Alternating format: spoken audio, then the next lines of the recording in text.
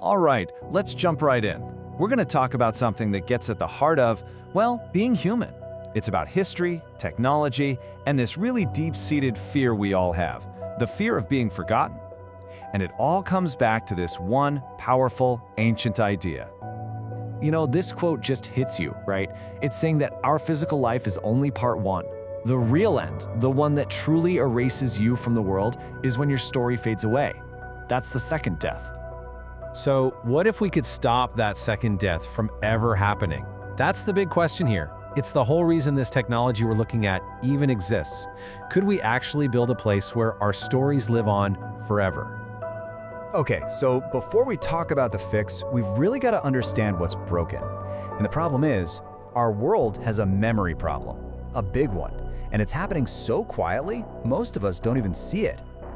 Think about it. The history you learn in school, it's the greatest hits version, right? It's all about big events and famous people. But what about everyone else? What about your family story or the story of your neighborhood? That stuff, it often just gets lost.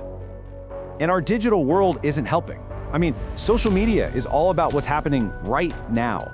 It's a constant stream, an endless feed. Your story from last week, it's already buried. The algorithms care about what's going viral, not what's worth saving.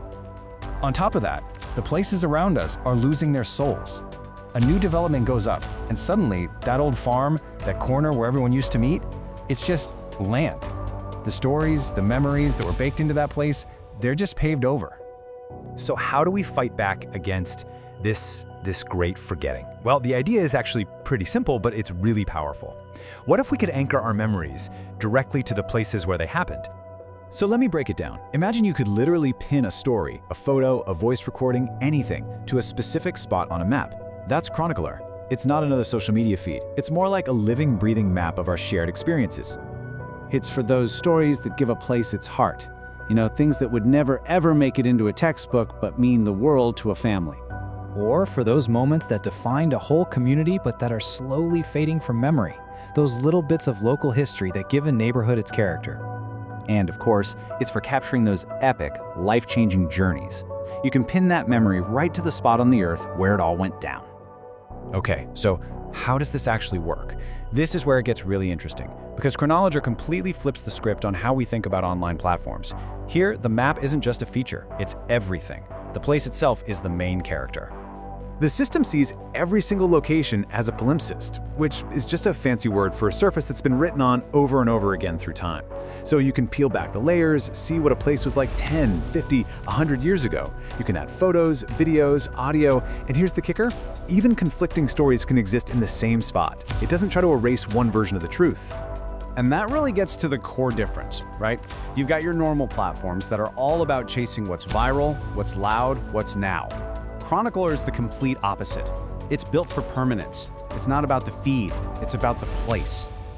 I mean, this quote from the founder just says it all. The whole point is to be slow. It doesn't want you to be outraged or performative. It wants you to be thoughtful. It's about taking care of stories, not just getting clicks. That's a huge shift in thinking. And this is where the idea gets, well, massive.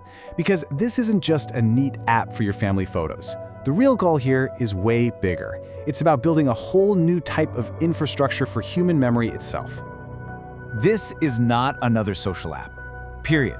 It's not trying to sell your attention to advertisers. It's not trying to hook you into endless scrolling.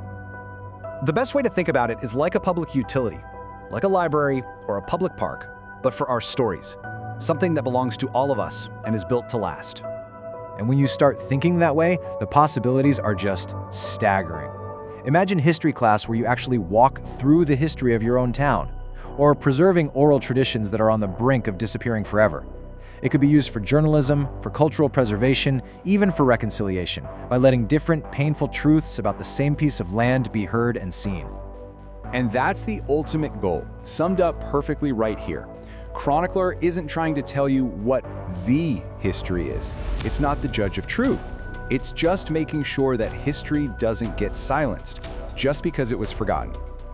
Which brings it all back to us, doesn't it? It leaves us with this one really powerful question. It puts the power and the responsibility right in our hands. So, whose story are you going to make sure never gets forgotten?